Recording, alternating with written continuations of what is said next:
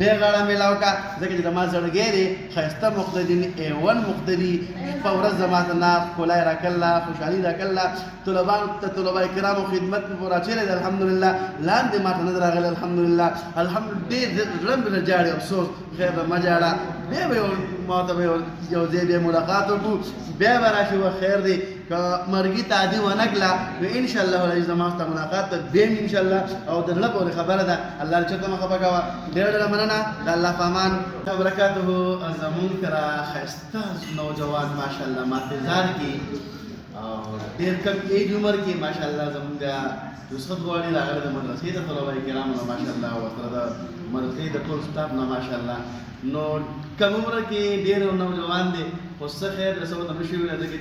د مسافرۍ کې روان دي تاسو ټول ورته د مینې محبت دعاګانې کوئ چې څنګه لاړ شي نو مخې ته راوته انشاءالله العزیز داسې کار ولئ که نه چې په ځمکه باندې ناستې پر ځمکه باندې نه خو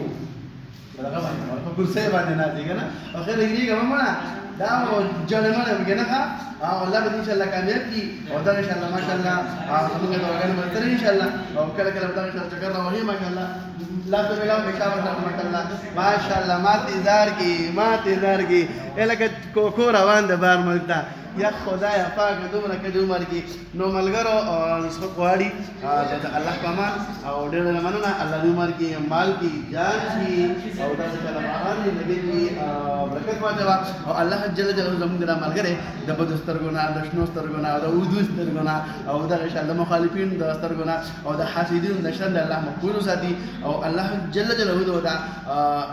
ښایسته ژوند ور نصیب کړي او الله جل جلاله ورته چې کوم بهر ملک ته روان دوبۍ ته روان دی که نه جي سعودي عرب ته ماشاءالله لکه که نور ته نه یې که نه بختور دی بختور عمره خو به وکړي که نه یار پیسې خو هم ګټلی کېږي پاکستان کې بهر ملک کې خو ماتېزار کې ماشاءالله عمره به وکړي موږ ته به خصوصي دعاګانې کې صحیح ده الله دې عمر کې برکت واچو زما د ملګرو ټولو ملګرو ته پیغام دی دا اهم نصیحت دی چې باید څومره مسافرونه دي هغو لپاره خصوصي دعاګانې هم غواړئ او زموږ دا ملګری روان دی ماتېزار کې نو دې لپاره هم دعاګانې غواړئ چې الله په خپل مقصد کې کامیاب کړي او حدیث مبارکه کې راځي چې د خپل کور نه د حلال رزق ګټل دپاره وتل دا عین عبادت دی نو ماشاءالله تاسو ته بیا مبارک شي ماشاءالله په ایډوانس کې عین عبادت ماشاءالله روان دی نو دعاګانې به غواړئ چې الله جل جلاله له ښایسته روزګار ورکړي او ټولو ملګرو ته زما درخواست دی په مینه محبت باندې ماشاءالله او ورته دعاګانې وله غواړئ او اخلاص ورته خامخا ضروري دی چې کله به زموږ تاسو په نیتونو کې برخې د اخلاص صحیح نه جزاک الله بیا غاړه ملاو کا ځکه چې د ما زړګی دی ښایسته مقتدي A1 مقتدي په ورځ زما ته نه ښکلی راکړله خوشحالي راکړله طلبانو ته طلبه کرامو خدمت مې پوره چیرې دی الحمدلله لاندې ما ته نه دی راغلی الحمدلله ډېر زړه مې نه جاړي افسوس خیر ده مه جاړه بیا به ما ته به